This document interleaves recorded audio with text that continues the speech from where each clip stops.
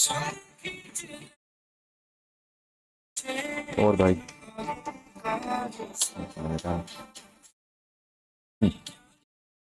वो आज का सीन क्या रहे आज का सीन क्या रहेगा भाई। आज अपन ने जो लास्ट क्लास में जितना भी कंसेप्ट पढ़ा है उस पर क्वेश्चंस कर रहे होंगे। थोड़े बहुत क्वेश्चंस जो है मैं इधर उधर से चिपका के लाया हूँ, तो चेक कर लेना एक बार, है ना। सबसे पहले तो नॉर्मल जो अपन क्लास स्टार्ट करते थे अपनी, वैसे ही स्टार्ट कर रहे हैं। एक सेकंड में देख लेता हूँ मेरा ऑडियो जा भी रहा है कि नहीं, की वजह से बोले जा रहे हैं। ऑडियो जा तो रहा है, ठीक है। तो चलो स्टार्ट करते हैं। इससे पहले कि सब ये वाला चीज़ अपन स्टार्ट करें, उससे पहले अपन सबसे पहले तो लास्ट क्लास में क्या पढ़े वो देख लेते हैं, ठीक है।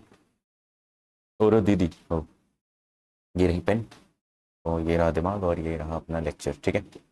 तो चेक कर लेते हैं लास्ट क्लास में अपन ने क्या पढ़ा था यार।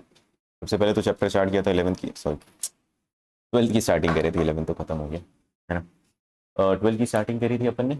एंड सबसे पहला चैप्टर अपने पास कौन सा था, इलेक्ट्रोस्टैट्स। इलेक्ट्रोस्टैट्स का मतलब पता होना चाहिए, बेसिक चीज़ है, ठीक है। एंड उसके अंदर अपन ने जैसे डीप डाइव किए तो सबसे पहला चीज़ अपने को क्या मिला था, चार्ज। चार्ज अपन ने जाना कि भैया ये एक फंडामेंटल प्रॉपर्टी होती है जिसके कारण एक बॉडी जो है वो कौन सा फोर्स एक्सपीरियंस करती है, इलेक्ट्रोमैग्नेटिक फोर्स, ठीक है। इलेक्ट्रोमैग्नेटिक फोर्स के बारे में अपन आगे पढ़ रहे होंगे तो टेंशन नहीं ले, ठीक है। चार्ज के बारे में, चार्ज के बाद अपन ने उसकी एसआई यूनिट जानी। एसआई यूनिट क्या थी, कूलम थी, ठीक है। और बहुत सारी यूनिट थी, सीजीएस यूनिट अगर तुमको याद हो, इलेक्ट्रोस्टैटिक यूनिट होगी, फ्रैंकलिन हो गया, एंड फैराडे। अगर फैराडे तुमको याद हो, फैराडे जो है वो चार्ज की सबसे बड़ी यूनिट होती है, फ्रैंकलिन जो है सबसे स्मॉलेस्ट यूनिट होती है। तो ये सब पता होना चाहिए था, ठीक है। तो ऐसा यूनिट के बारे में अपन ने डिस्कस कर लिया। उसके बाद अगर मैं बात करूँ तो सबसे इंपॉर्टेंट पॉइंट, सबसे इंपॉर्टेंट टॉपिक लास्ट लेक्चर का वो था प्रॉपर्टीज ऑफ चार्जेस, ठीक है। तो प्रॉपर्टीज ऑफ चार्जेस में अपन ने देखा कि भैया लाइक चार्जेस जो है वो क्या करते हैं, लाइक चार्जेस क्या करते हैं, पॉजिटिव पॉजिटिव चार्ज क्या करेगा, रिपेल। पॉजिटिव नेगेटिव चार्ज क्या करेगा, अट्रैक्ट। मतलब अपोजिट चार्जेस जो है वो अट्रैक्ट करते हैं, लाइक चार्जेस जो है वो क्या करते हैं, रिपेल। इतना अपन ने पढ़ लिया। तो देन उसके बाद अपन ने जाना कि एक ऑब्जेक्ट पे, एक या फिर बॉडी पे चार्ज कैसे आता है ना।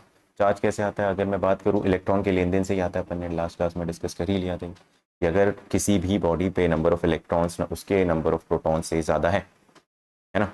तो नंबर ऑफ इलेक्ट्रॉन्स अगर ज़्यादा है तो उसका मतलब इलेक्ट्रॉन्स पे कौन सा चार्ज था अपना, याद करो, नेगेटिव। तो नंबर ऑफ नेगेटिव चार्जेस ज़्यादा है तो बॉडी पे कौन से चार्जेस होंगे, नेगेटिव वाले, ठीक है। बॉडी पे कौन से चार्जेस होंगे, नेगेटिव वाले। Electrons are more, electrons are more in number, इसके कंपैरिजन में, प्रोटॉन के कंपैरिजन में। अगर मेरे पास कोई बॉडी पॉजिटिवली चार्ज है इसका मतलब नंबर ऑफ प्रोटॉन्स जो है वो क्या होंगे, ज़्यादा होंगे एज कम्पेयर टू क्या, number of electrons in that body, ठीक है। उसके बाद की अगर मैं बात करूँ तो ये हो गया था। अच्छा, इसी को बोलने का तरीका क्या होता है कि भैया एक्सेस नंबर ऑफ इलेक्ट्रॉन्स है उसके पास। किसी भी बॉडी में अगर एक्सेस नंबर ऑफ इलेक्ट्रॉन्स है और बॉडी इनिशियली न्यूट्रल थी तो उसको क्या बोला जाएगा भैया, कि वो क्या है, नेगेटिवली चार्ज, ठीक है। इसी मतलब इस टाइप की बॉडी अगर पॉजिटिवली चार्ज है कोई भी बॉडी तो उसको अपन बोल सकते हैं डेफिशिएंसी ऑफ इलेक्ट्रॉन, ठीक है। अंग्रेजी का खेल है और तुमको पता ही है तुम्हारे मास्टर को कितनी अंग्रेजी आती है, तो देख लेना, ठीक है। इसके बाद अगर तुमको याद हो तो अपन ने और क्या क्या देखा था प्रॉपर्टीज में, एक और चीज़ आ जाती है कि चार्ज जो है वो क्या होता है, इनवेरिएंट इन नेचर होता है ना। चार्ज एक स्केलर क्वांटिटी होता है, चार्ज ट्रांसफरेबल होता है। अपन इलेक्ट्रॉन के थ्रू चार्ज को एक बॉडी से दूसरी बॉडी पे इधर उधर ट्रांसफर कर सकते हैं। एंड वो अपन जानेंगे मेथड ऑफ चार्जिंग कि एक बॉडी को अपन किस तरीके, किन किन तरीकों से चार्ज कर सकते हैं।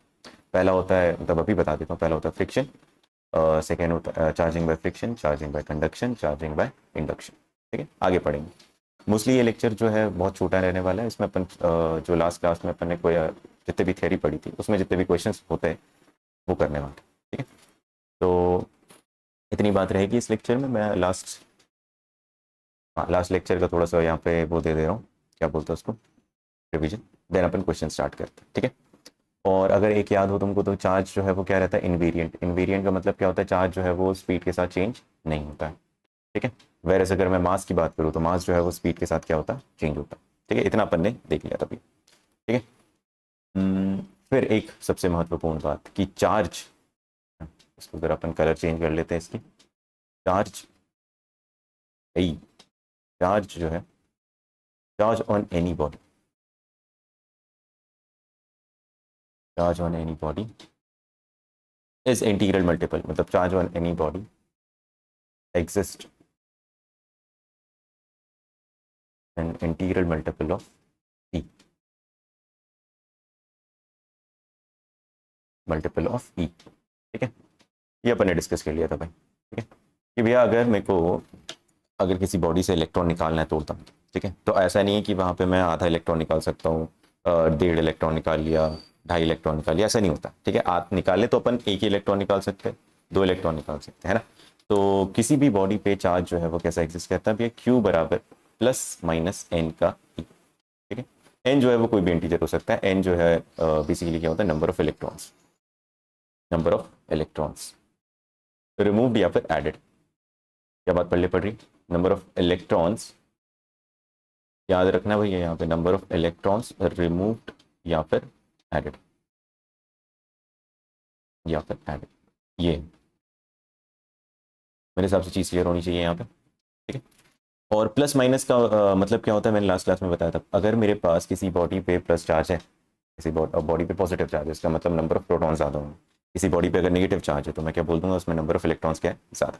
ठीक है, सिंपल सी बात है। इसी मतलब लास्ट क्लास में अपन ने जितना भी पढ़ा, इस टॉपिक पे ज़्यादा सवाल पूछे जाते हैं। ठीक है, और एक और चीज़ यार ना, मैं थोड़ा ट्राई करूँगा कंसिस्टेंसी के साथ लेक्चर डालने का। तो लास्ट लेक्चर अपन ने 2 दिन पहले डाला था, और 2 दिन बाद मतलब 2 दिन का गैप जो है वो होना नहीं चाहिए, नहीं तो अपना पता चले जैसा मैं ऑफलाइन में सिलेबस जो है अपना नहीं हो पा रहा था, यहाँ पे भी वही हो। ठीक है, यहाँ पे तो नहीं होगा अपन, ये तो मेरे पर डिपेंड करता है एक दिन में मैं कितने लेक्चर जाऊँगा। ठीक है, चलता रहेगा।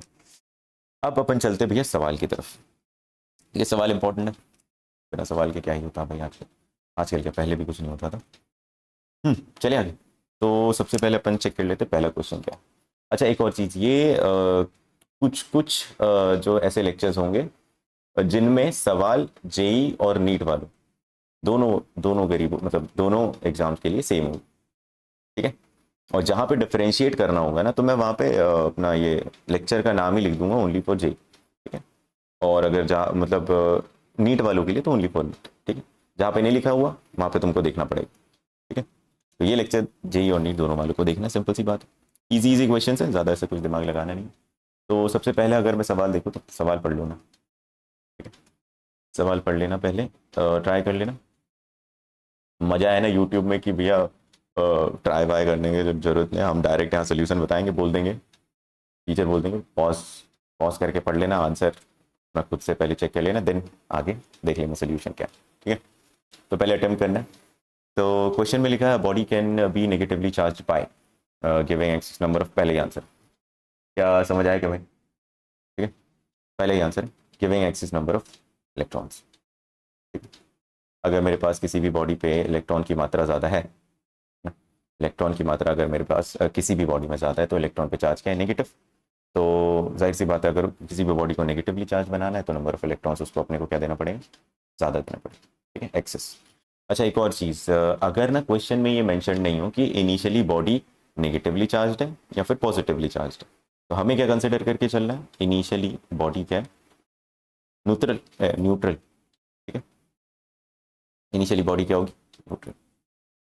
मेरे हिसाब से चीज़ क्लियर होगी। तो यहाँ पे इनिशियली मैं न्यूट्रल एज्यूम करके चला हूँ, और मुझे इस बॉडी को क्या बनाना है, नेगेटिवली चार्ज, तो मैं इलेक्ट्रॉन इस पर डाल दूँ। चीज़ क्लियर है। अब चलते हैं अपन आगे सेकंड क्वेश्चन की तरफ।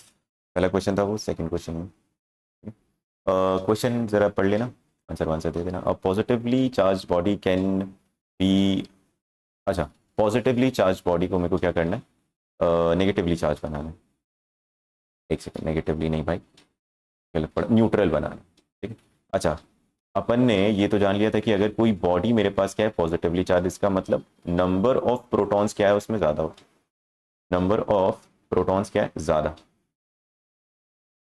प्रोटॉन पे चार्ज कौन सा होता है, पॉजिटिव, जाहिर सी बात है। और अगर मुझे इसे न्यूट्रल बनाना है तो ध्यान से सुनना, मुझे क्या डालना पड़ेगा भैया, इलेक्ट्रॉन डालना पड़ेगा, एक्सेस, है ना, क्योंकि जब भी इलेक्ट्रॉन डालूंगा, इलेक्ट्रॉन पे कौन सा चार्ज होता है, नेगेटिव। और मैंने बताया था चार्ज को अपन साइन के साथ ऐड कर सकते हैं, तो पॉजिटिव नेगेटिव मिलके क्या हो जाएगा एक टाइम पे, न्यूट्रल। तो इसका आंसर क्या हो सकता है, गिविंग सम इलेक्ट्रॉन। भैया बाहर से मैं एक इलेक्ट्रॉन जो है सप्लाई करती हूँ। ठीक है, सिंपल सवाल है, ज़्यादा कुछ ऐसे दिमाग लगानी है इसमें। चलते आगे, और ये है आपकी स्क्रीन पर तीसरा सवाल। कितने रुपयों के लिए, 10,000, 10,000 का। फ्री में करो सालों, पैसे बाद में मिलेंगे, है ना। During charging body of mass is increase then body becomes. अच्छा, ये ठीक सवाल है, थोड़ा सोचना पड़ेगा इसमें। देखिएगा सवाल क्या बोल रहा है, चार्जिंग। चार्जिंग मतलब अपन क्या कर रहे हैं कि एक बॉडी पे चार्ज उत्पन्न कर रहे हैं या फिर चार्ज अपन वहां पे उस बॉडी को दे रहे हैं, ठीक है। और जैसे ही मैं चार्ज दे रहा हूँ तो ध्यान से सुनना, या फिर अपन किसी एक बॉडी पे चार्ज क्रिएट कर रहे हैं, तो अगर मास बढ़ रहा है, बॉडी का मास क्या हो रहा है, बढ़ रहा है, क्वेश्चन में बोला है ना, body mass of the body क्या है, इंक्रीजेस। इसका मतलब इसमें मास ऐड हुआ होगा, जाहिर सी बात है। वो टेक्नोलॉजी वाला सीन हो गया यहाँ। लिखा हुआ है कि मास बढ़ रहा है और मैंने हिंदी में बोल दिया कि इसका मास, सॉरी, लिखा हुआ है mass of the body increases. और मास्टर तुम्हारा खतरनाक आदमी बोल रहा है कि अच्छा मास बढ़ रहा है, खतरनाक आदमी है ना। हाँ, तो क्या करना है भैया, मास बढ़ रहा है, इसका मतलब इस पे अच्छा चार्ज अपन कैसे देते हैं, इलेक्ट्रॉन के लेन देन से, अगर याद हो तो। और मास बढ़ रहा है इसका मतलब इस पे क्या आया होगा, इलेक्ट्रॉन आया होगा बाहर से, अपन ने दिया होगा एक्सेस नंबर ऑफ इलेक्ट्रॉन्स। क्या बात पल्ले पड़ रही। अगर मेरे पास इलेक्ट्रॉन्स मैंने किसी बॉडी पे दिया है तो उस बॉडी पे कौन सा चार्ज होगा, नेगेटिव चार्ज, सिंपल, क्योंकि इलेक्ट्रॉन्स आए ना बाहर से भाई।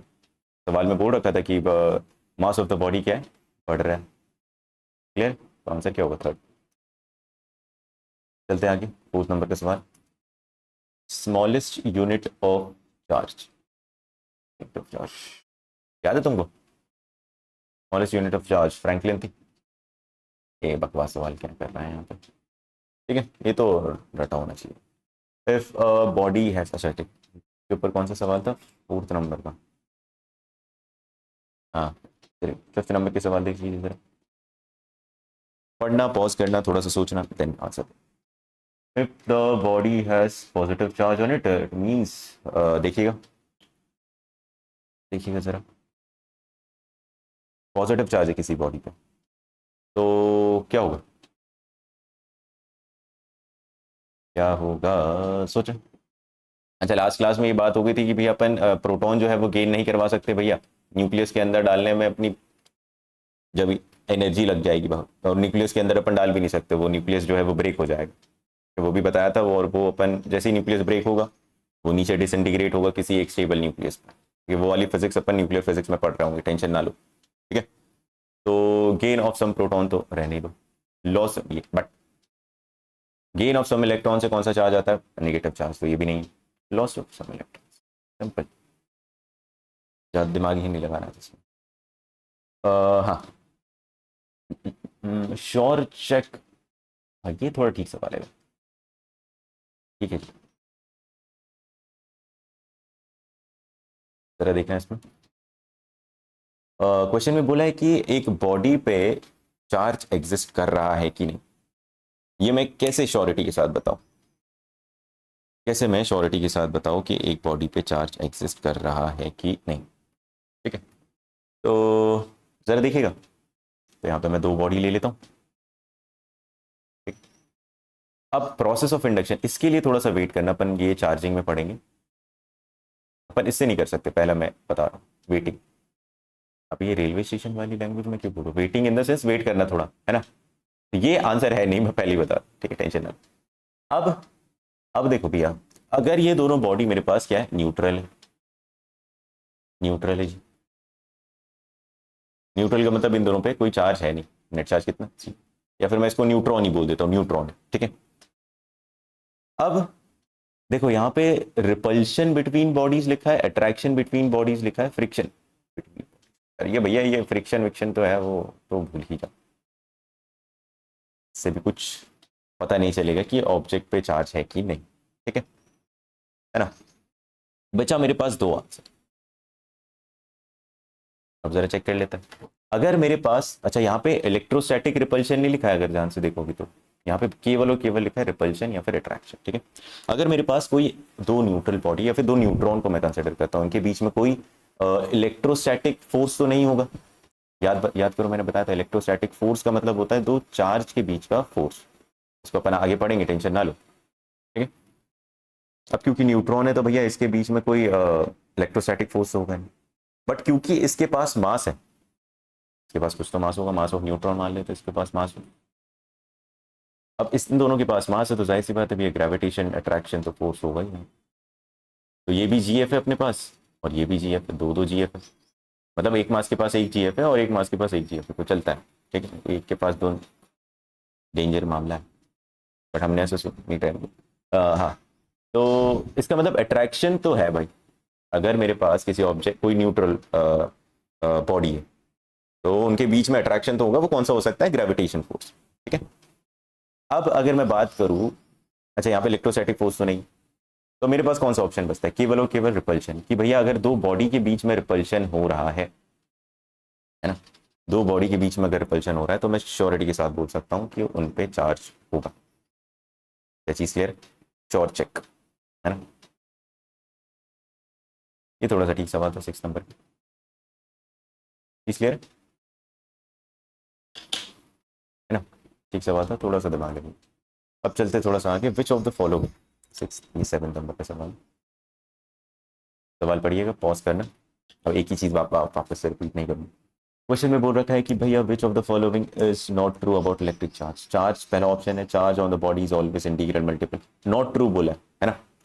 सबसे पहले भाई क्या किया करो कि भैया क्वेश्चन में अंडरलाइन कर लो, not true about electric charge, ठीक है। तो charge on the body is always integral multiple of certain charge known as, मतलब पहला वाला तो बिल्कुल मेरे को दिख रहा है कि सही स्टेटमेंट है ना। पहला वाला क्या है? बिल्कुल सही स्टेटमेंट है। चार्ज स्केलर क्वांटिटी, बिल्कुल। Net charge on an isolated system is always conserved, बिल्कुल। ये पहले वाले तीनों जो स्टेटमेंट है जी, वो क्या है? बिल्कुल सही, ठीक है। पहले वाली स्टेटमेंट क्या है? बिल्कुल सही। Charge can be converted into energy and energy, ये लास्ट वाला स्टेटमेंट थोड़ा सा गलत है जी, ठीक है। पहला वाला अच्छा, ये लास्ट वाला स्टेटमेंट मैंने ना लास्ट क्लास में डिस्कस नहीं कराया था।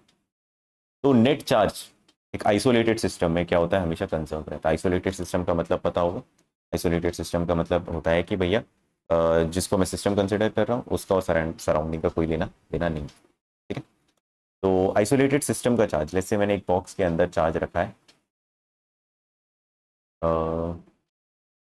जैसे कितना चार्ज रखा है यहाँ पे?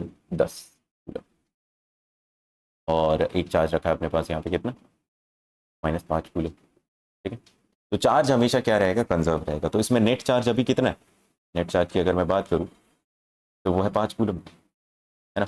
अब मैं दूर दराज पूरे 70-80 साल बाद आ रहा हूँ इसी सिस्टम को देखने के लिए, इस सिस्टम में। अब क्योंकि आइसोलेटेड सिस्टम है, मैंने आइसोलेटेड सिस्टम का मतलब होता है मैं इस पर चार्ज ना डाल रहा हूँ, ना ही इससे चार्ज निकाल रहा हूँ। तो बहुत टाइम बाद आने के बाद भी मेरे को यहाँ पे क्या दिखेंगे कि भैया यहाँ पे क्या है? 5 कूलम का चार्ज। क्या चीज़ क्लियर है? चार्ज जो है वो आइसोलेटेड सिस्टम का हमेशा कंजर्व रहता है, ठीक है। और अपने यूनिवर्स का भी चार्ज जो है वो हमेशा क्या रहेगा? कंजर्व रहेगा, ठीक है। क्योंकि अपना यूनिवर्स क्या है? एक आइसोलेटेड सिस्टम है। इस अपने यूनिवर्स का लेन देन बाहर के कोई भी यूनिवर्स से लेना देना नहीं है, अगर है एग्जिस्ट करता है तो, ठीक है। पहले वाले 3 स्टेटमेंट बिल्कुल सही है। ये वाला स्टेटमेंट इंपॉर्टेंट है, थर्ड वाला। और चार्ज कैन बी चार्ज नहीं, वो अगर तुमको याद हो तो E = mc², ये आइंस्टाइन चीचा ने बताए थे, है ना। तो मास और एनर्जी का जो है वो लेना देना होता है। मास can be converted into energy and energy can be converted into mass, ठीक है।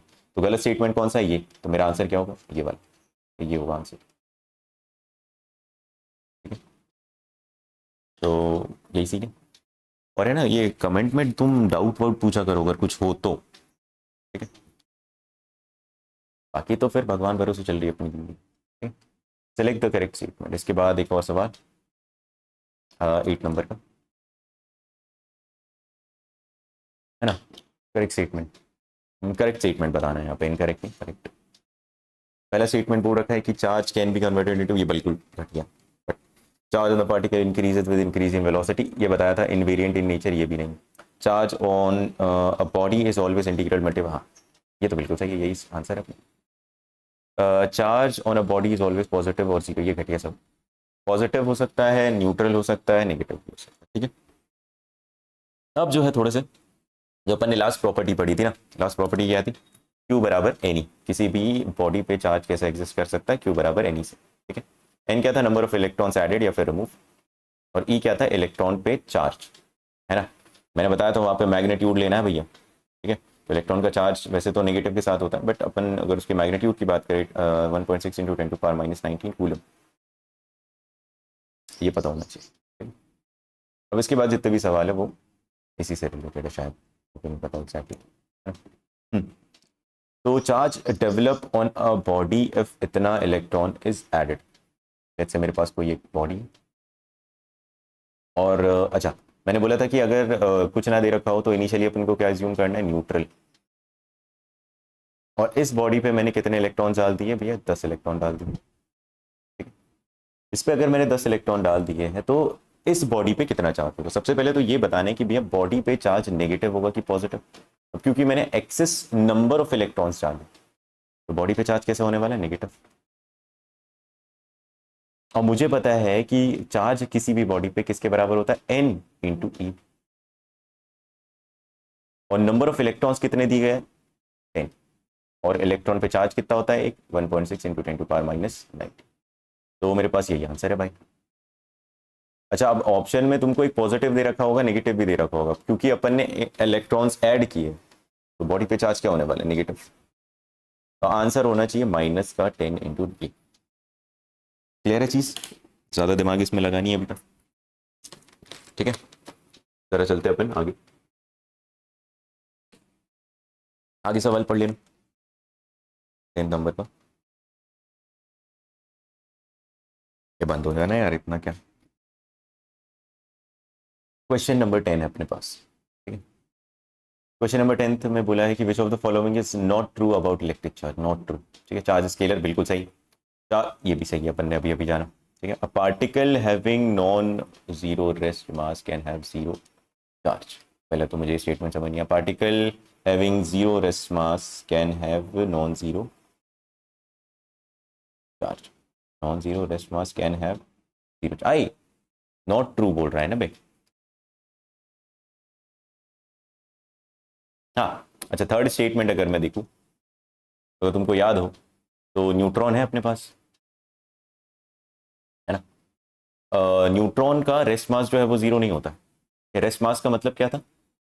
अच्छा, एक और चीज, ये जो ये वाली प्रॉपर्टी है ना, इस पे ज्यादा सवाल आते हैं बट हाँ सुन लें। ठीक है, रेस्ट मास क्या था, रेस्ट अगर ऑब्जेक्ट इस रेस्ट पे है तो उसका जो भी मास है। ठीक है, तो न्यूट्रॉन का चार्ज कितना होता है जी, न्यूट्रॉन का चार्ज कितना होता है, जीरो। और इसका रेस्ट मास जो है उसके मास के बराबर होगा जो भी। ठीक है, जो कि जीरो नहीं होता है। तो इसका मतलब अगर किसी भी पार्टिकल का चार्ज जो है वो क्या है, जीरो है, तो उसका रेस्ट मास क्या होगा, नॉन जीरो। ये चीज क्लियर। यहाँ पे वही लिखा है, particle having non zero rest mass can have zero charge. बिल्कुल, अगर किसी भी पार्टिकल के पास नॉन जीरो रेस्ट मास है, जैसे मैंने यहाँ पे बताया एग्जांपल क्या था, न्यूट्रॉन, इसके पास non zero rest mass can have zero charge. हाँ, चार्ज जीरो हो सकता है। चीज क्लियर है, तो ये वाला स्टेटमेंट भी सही है। मेरे पास आंसर क्या हो सकता है, ये बात। अब पार्टिकल हैविंग जीरो रेस्ट मास, पार्टिकल में बात कर लेता हूँ, लेट्स से फोटोन, है ना। तो फोटोन के पास जो है वो क्या होता है, फोटोन का जो क्या है, रेस्ट मास क्या है, जीरो है। तो फोटोन का रेस्ट मास जो है वो जीरो है, can have non zero charge. और फोटोन का चार्ज क्या होता है, तो चार्जलेस होता है भैया, उस पर चार्ज वार्ज नहीं होता। ठीक है, तो इनकरेक्ट स्टेटमेंट कौन सा है, लास्ट वाला। तो आंसर क्या हो जाएगा, लास्ट। भला चंगा चल रहा है अभी तो। ठीक है, एक इसके बाद एक और बेसिक क्वेश्चन है, पता नहीं कौन से नंबर का, तो 11th ले लेते हैं अपन इसको। Which of the following is not the unit of charge. Coulomb है, स्टैट कूलम है, फैराडे भी है। फैरेड नहीं होता भाई, not unit of charge. Faraday है, फैरेड नहीं होता। फैरेड किसका, माइक्रो फैरेड, ये कैपेसिटेंस का होता है, कैपेसिटेंस। ठीक है, उसकी यूनिट होती है। अपन आगे पढ़ेंगे क्या है, तो टेंशन लेने की जरूरत नहीं है, आगे वाला चैप्टर होगा इसके बारे में। ठीक है, चलते सर आगे।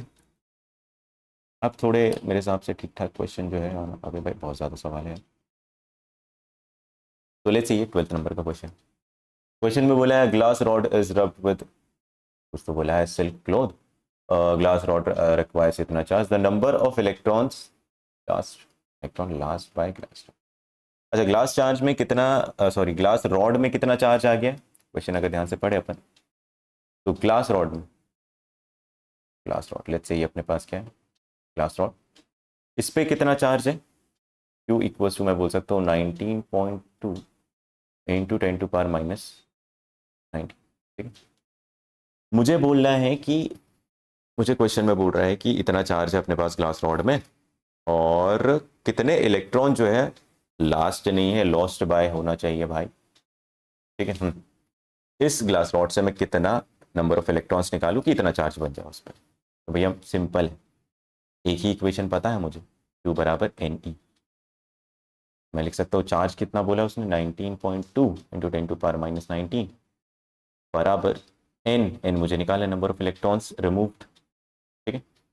और ई कितना होता है, 1.6 इंटू 10⁻⁻19। देख लेना इससे कितना भी आंसर आ रहा है, मैं कैलकुलेशन नहीं कर रहा हूँ, किसी चीज़ क्लियर। तो ये वैसे कितना आ जाता है, 60 32 12 12 इलेक्ट्रॉन्स आ जाएगा आंसर।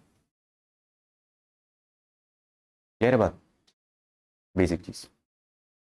अब इसके बाद ऐसे क्वेश्चन अपन ने लास्ट में भी किए थे, which of the following charge is not possible. तो इसके लिए अपना कंसेप्ट मैंने क्या बताया था कि भैया मुझे क्या चेक करना है, मुझे बस चेक करना है Q बराबर एन ई। जो जो चार्ज दे रखा है पहले में लेट से दे रखा है मुझे क्या, +3.2 इंटू 10⁻⁻10 बराबर एन इंटू। मुझे क्या चेक करना है, मुझे चेक करना है कि भैया अगर n की वैल्यू इंटीजर आ रही है, ध्यान से सुनना, अगर n की value is integer, if n is integer, तो वो चार्ज मेरे लिए क्या हो जाएगा, पॉसिबल हो जाएगा। सिंपल सी बात। ठीक है। अगर n की वैल्यू मेरे पास क्या आ रही है, इंटीजर आ रही है, तो वो चार्ज क्या रहेगा, एग्जिस्ट कर सकता है। चीज क्लियर है।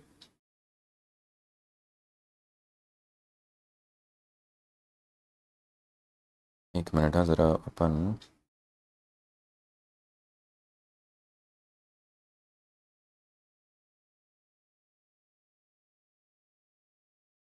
ठीक है।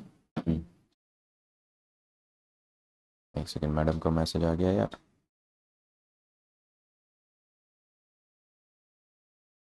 ओके।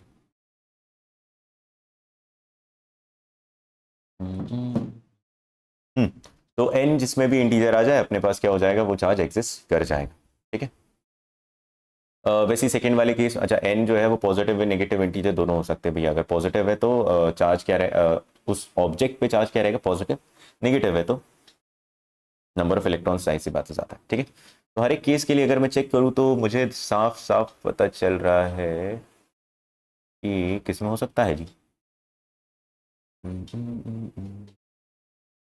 हम्म अगर इसके लिए भी Q equal to n e check कर लेना, मेरे हिसाब से इसमें भी इंटीजर आएगा। इसके लिए अगर मैं चेक करता हूँ तो भैया ये है 64 × 10⁻⁻20 बराबर n इंटू ई। इलेक्ट्रॉन पे चार्ज है 1.6 इंटू 10⁻⁻19। ठीक है। तो अगर मैं बात करूँ यहाँ पे इंटीजर नहीं आ रहा भैया, n इज नॉट इंटीजर।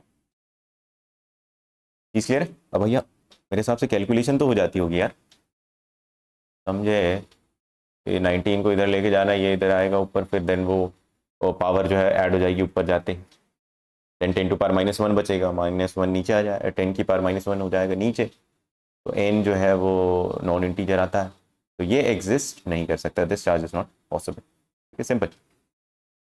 ये भी चेक कर, ये तो एक सेकंड, कुछ गड़बड़ी कर रहा हूँ क्या मैं। 4.5 इंटू 10⁻⁻19 बराबर n इंटू,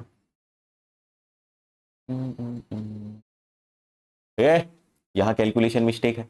रुको रुको रुको, 64 इंटू 10⁻⁻20 है ना, और यहाँ से एक और अपने पास वो आएगा 1.10, तो 1 हाँ, अरे भाई ये एग्जिस्ट कर सकता है, सॉरी एन एन जो है क्या है 4 आएगा यहाँ पे, ये एग्जिस्ट कर सकता है। कैलकुलेशन मिस्टेक हो गई। ये भी एग्जिस्ट कर सकता है, ये भी एग्जिस्ट, तो बचा कौन सा, ये भाई, यही एग्जिस्ट नहीं कर सकते। देखना एन जो है इसमें क्या आएगा, नॉन इंटीजर। ठीक है। थोड़ा दिमाग काम नहीं कर रहा है, साइड बाय साइड अपना वो चल रहा है ना, जो भी कुछ नहीं। अब अपन चेक करते हैं दूसरा सवाल, इसके आगे का 14 नंबर। फालतू क्वेश्चन है। एक कूलम में कितने चार्ज एग्जिस्ट कर रहे हैं भैया, एक कूलम मतलब 1 क्यू बराबर मैं लिख सकता हूँ एनी, तो 1 equals to n into 1.6 into ⁻⁻19। चीज क्लियर होनी चाहिए।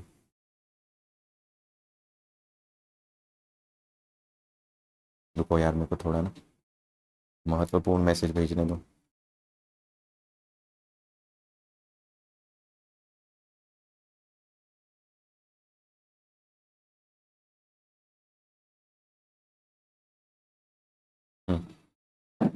अब चलते हैं अपन जरा आगे। हाँ, ये क्वेश्चन देखिएगा। One metallic sphere A is positive charge where is another metallic mass has equal amount of negative. हाँ, सवाल देखो भाई। अबे इसमें तो ऑप्शन ऑप्शन कहाँ है? जो भी है। देखो क्वेश्चन में बोला है, लेट्स से मैं ऑप्शन बनाता हूँ।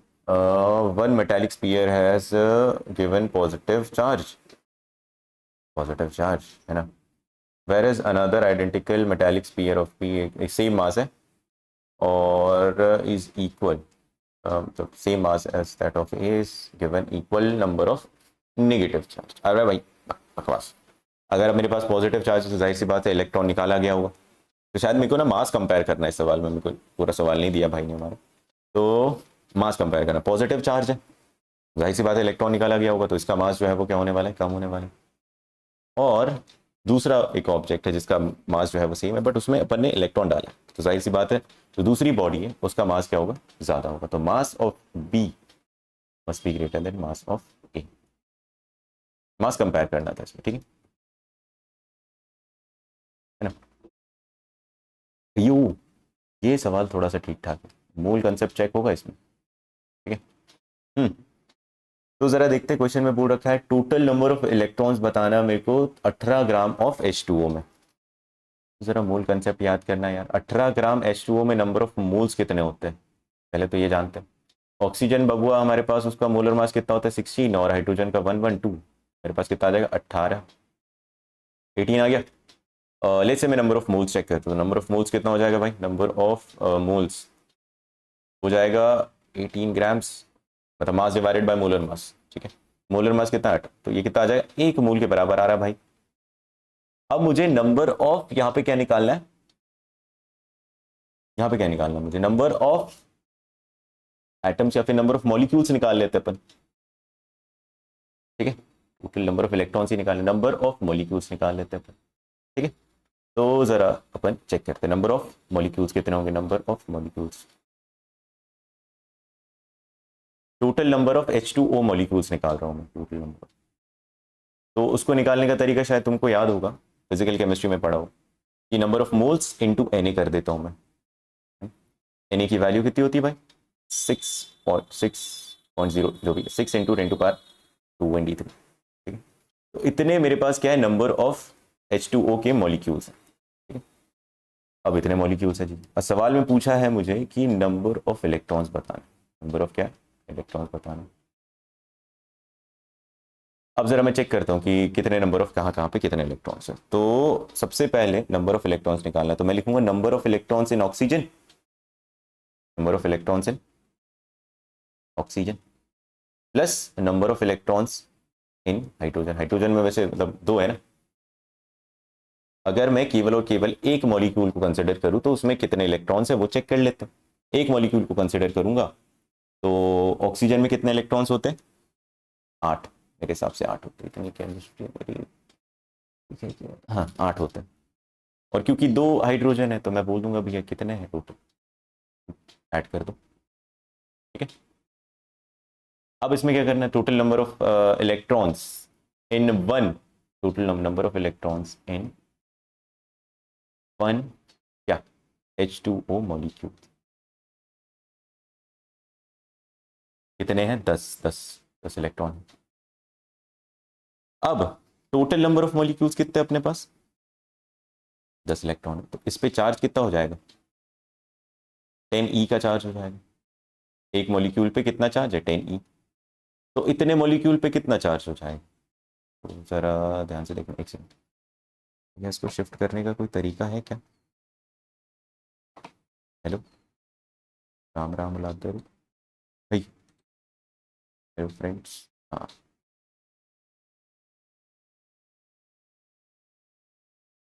ओह, खतरनाक टेक्नोलॉजी भाई, तू भी आता है, ओह नाइस। तो अपन क्या कर रहे हैं कि अपने को निकालना है total number of electrons in 18 gram of H2। ठीक सवाल है, तो मैं वापस से रिपीट करता हूँ। तो मैं क्या करता हूँ भैया, मुझे एक बार पता चल जाए कि कितने नंबर ऑफ मॉलिक्यूल्स है 18 ग्राम में H2O के, उतना पहले निकाल लेते हैं। और मुझे एक मॉलिक्यूल में कितने इलेक्ट्रॉन्स है वो पता है, कितने, 10। तो एक मॉलिक्यूल में कितना चार्ज हो एक second, total number of electrons ही निकालना है ना, ठीक है। हाँ, एक मॉलिक्यूल में कितना है, 10। एक टोटल नंबर ऑफ इलेक्ट्रॉन ही निकालना है, छोड़ो। एक मॉलिक्यूल में 10 है तो इतने मॉलिक्यूल में कितना हो जाएगा, इंटू 10 कर दो नंबर ऑफ इलेक्ट्रॉन्स। अब ये तो फिजिकल केमिस्ट्री का सवाल होगा, number of electrons in 18 grams of H2। एक मॉलिक्यूल में कितना है, 10। इतने नंबर ऑफ मॉलिक्यूल्स में कितना हो जाएगा, 10 इंटू 6 इंटू 23। सिंपल, ठीक है। यही है बेसिक सवाल। आगे चले तो चलते हैं 16 नंबर के क्वेश्चन। क्वेश्चन बोल रहा है 16 नंबर का क्वेश्चन, इतने electrons are remove from a neutral metal sphere then the charge आई। क्या सवाल पूछ रहा है ये। अभी तक मेरे हिसाब से समझ आ जाना चाहिए, अगर इतने इलेक्ट्रॉन्स अपन ने निकाले हैं तो किसी भी बॉडी पे चार्ज कैसे एग्जिस्ट कर सकता है, क्यू बराबर एनी से। चार्ज बताना है मुझे, तो Q equals to number of electrons that is removed 10 to power 12, sorry 10 to power 14, 1.6 into 10 to power -9। यही आंसर है, ठीक है। इजी, फालतू सवाल था भैया, टेक्नोलॉजी इधर भी आ गई तो बढ़िया यार। हम्म अ, देखते हैं ये क्वेश्चन, 17 नंबर का क्वेश्चन। तो क्या बोल रहा है, 10 टू पावर माइनस, नहीं 10 टू पावर 12, क्या है जी, अल्फा पार्टिकल्स फॉल पर सेकेंड ऑन न्यूट्रल, ठीक है। इतना इतना जो है, कैलकुलेट द टाइम, क्या है, calculate the time in which the metal, in which the sphere gets charge by, oh nice, micro. ये माइक्रो नहीं है जी, ये 2 मिली है, 2 मिली किलो। इसको जरा होमवर्क रखना है तुम, ये ठीक ठाक सवाल है। अल्फा पार्टिकल के बारे में जो है थोड़ा जानवान के आना तुम। अल्फा पार्टिकल बेसिकली क्या होता है, अगर मैं हीलियम से दो उसके क्या निकाल दूं, दो उसके इलेक्ट्रॉन निकाल दूं। हीलियम में बेसिकली क्या होता है, दो इलेक्ट्रॉन्स होते हैं जो रिवॉल्व करते हैं, दो इलेक्ट्रॉन्स होते हैं और दो क्या होते हैं, अपने पास प्रोटॉन, ठीक है। तो अगर मैं हीलियम से दो इलेक्ट्रॉन निकाल लूँ तो उसको अपन क्या बोलते हैं, हीलियम, सॉरी अल्फा पार्टिकल, ठीक है। और अगर मैंने हीलियम से दो इलेक्ट्रॉन निकाल दिया तो बचेगा मेरे पास उसका केवल और केवल न्यूक्लियस, ठीक है। तो इसलिए वहां पे आगे लिखा है न्यूक्लियाई, ठीक है। इससे डरना नहीं, ठीक है। अल्फा पार्टिकल बोले तो अपने को समझ जाना है कि किसका न्यूक्लियस है, हीलियम का न्यूक्लियस, न्यूक्लियस। कन्वेंशनल क्वेश्चन ही एच सी वर्मा का, एच सी वर्मा, ठीक है। थोड़ा सोचना है इसके बारे में, अच्छे से दिमाग लगाना। अब एक सेकंड में थोड़ा सा ना हिंट भी दे देता हूं। अगर मेरे पास अल्फा पार्टिकल है, अल्फा पार्टिकल, सबसे पहले तो अगर मेरे पास, ये सोचना पड़ेगा मुझे सबसे पहले कि भैया एक अल्फा पार्टिकल में कितने चार्ज क्या है बेसिकली, या एक अल्फा पार्टिकल का चार्ज क्या है। तो एक अल्फा पार्टिकल का चार्ज क्या हो जाएगा जी, हम्म, एक अल्फा पार्टिकल पे चार्ज, दो अपन ने इलेक्ट्रॉन उसका निकाल दिया, तो अपने पास बचा कितना, न्यूक्लियस के पास कितना प्रोटॉन बचे, दो। इसका मतलब मैं बोल सकता हूँ एक अल्फा पार्टिकल के पास कितने चार्जेस, सॉरी, हाँ कितना चार्ज है उसका, 2 टाइम पॉजिटिव, 2 टाइम्स ई। क्या समझ आया क्या, ई क्या है जी, इलेक्ट्रॉन, मतलब मैग्नीट्यूड ऑफ इलेक्ट्रॉन का चार्ज, 10⁻⁻⁹। क्या ये चीज़ क्लियर है, मेरे हिसाब से ये सोच पाए कि नहीं, है ना। अरे यहाँ क्या पूछ रहा हूँ, सोच पाए होंगे, ठीक है। डाउट होगा तो पूछ लेने का, ठीक है। तो एक अल्फा पार्टिकल पे मेरे पास चार्ज कितना हो जाएगा, 2 × 1.6 × 10⁻⁹ है ना। एक अल्फा पार्टिकल का चार्ज कितना है, 2 × 1.6 × 10⁻⁹ क्या ये चीज़ क्लियर है। अब कितने नंबर ऑफ अल्फा पार्टिकल्स पर सेकेंड फॉल कर रहे हैं, 10⁻⁻1। तो 10⁻⁻, सॉरी -12 बोल रहा हूँ क्या, दिमाग काम नहीं करता, 10⁻12 अल्फा पार्टिकल्स फिर टोटल कितना चार्ज हो जाएगा, मैं ज़रा मल्टीप्लाई कर देता हूँ यहाँ से, 1.6 इंटू 10 तो ये क्या है चार्ज, 10^12 अल्फा पार्टिकल्स पे कितना चार्ज हो गया, इतना चार्ज हो गया। बेसिक है, यूनिटरी मेथड सोचना पड़ेगा बस, है ना। अब पर सेकेंड जो है किसी भी एक न्यूट्रल स्पीयर पे अपन ये अल्फा पार्टिकल को क्या कर रहे हैं, भेज रहे हैं। अब जाहिर सी बात है अल्फा पार्टिकल पे चार्ज कौन सा, पॉजिटिव। तो जो न्यूट्रल स्पीयर है उस पर कौन सा चार्ज आने वाला है, पॉजिटिव आने वाला। और पर सेकेंड है ये वाली देखना, इतने सेकेंड में अपन मतलब 1 सेकेंड में इतने अल्फा पार्टिकल्स अपन बम्बार्ड कर रहे हैं, ठीक है। तो लेट्स से मैं अज्यूम कर लेता हूँ, क्वेश्चन में बोला है calculate time in which the sphere gets charged by 2 millicoulomb. Millicoulomb जरा टेक्नोलॉजी अगर यहाँ पे हम यूज करते हैं, हेलो नीचे आओ, हाय, तो जरा देखना। तो अब मैं बात कर रहा हूँ, मुझे बताना है कितने टाइम बाद उस न्यूट्रल बॉडी का चार्ज 2 मिलीकूलम हो जाएगा, कितने टाइम बाद, पर सेकेंड इतना इलेक्ट्रॉन्स फॉल कर रहे, लेट्स से मैं बोल देता हूँ टी टाइम बाद उसका चार्ज कितना हो गया, 2 मिलीकूलम। लेट्स से मैं क्या बोल रहा हूँ, 10 × 10^12 इंटू 2.6, ये तो मेरा कितने सेकेंड में माल पहुंच रहा है, 1 सेकेंड। और टी सेकेंड में कितना माल पहुंचेगा, इंटू टी कर देता हूँ, ठीक है, बराबर। तो ये क्या है, पूरा चार्ज है यार, total charge on neutral object या फिर न्यूट्रल बॉडी। और ये कितना हो जाना चाहिए, 2 मिलीकूलम के बराबर। तो मिली कितना होता है, 10⁻³ तो यहाँ से जो भी समय आएगा देख लेना कितना होगा।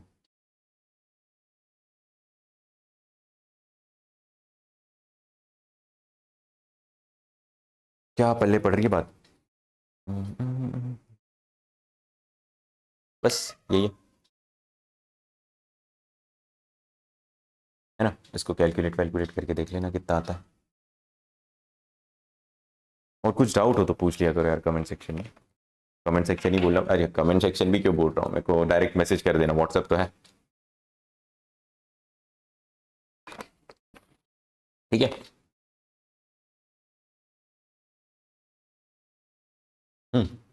अब चलते अपन अपने लास्ट क्वेश्चन की तरफ, जो कि मेरे हिसाब से ठीक ठाक ही है।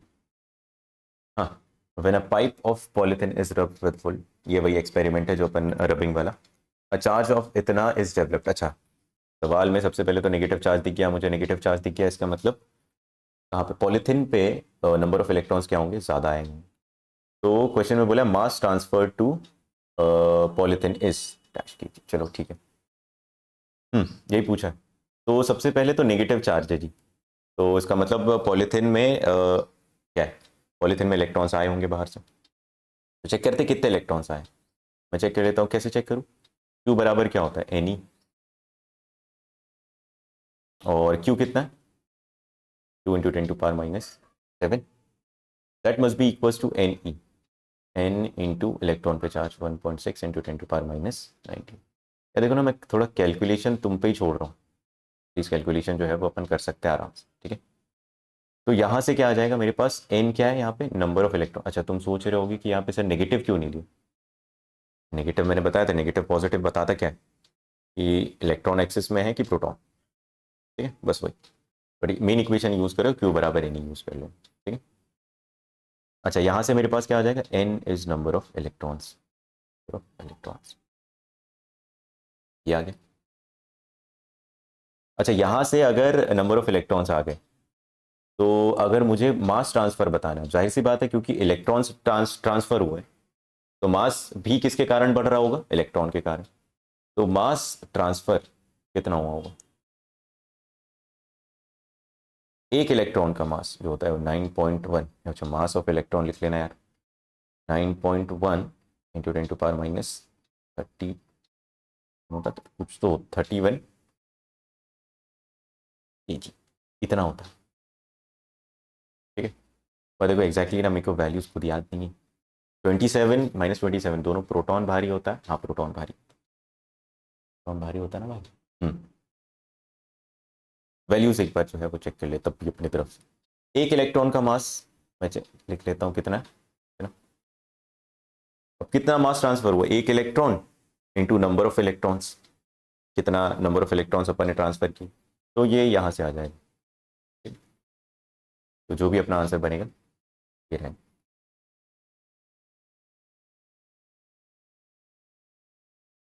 क्या ये चीज़ क्लियर है?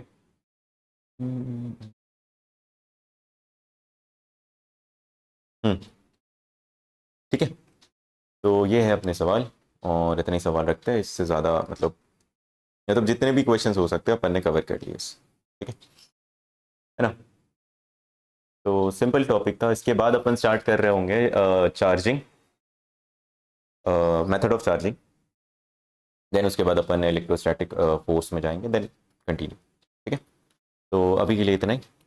बाय रहेगा मेरी तरफ से, एंड अच्छे से पढ़ाई करते रहो भाई। केमिस्ट्री मैथ्स पे बढ़िया से ध्यान देना, और फिजिक्स में तो अपन ध्यान देते ही, पता नहीं देते हैं कि नहीं, बट हाँ करना अपना अपने तरफ से जो भी 100%। ठीक है, बाय रहेगा, नेक्स्ट क्लास में मिलते हैं।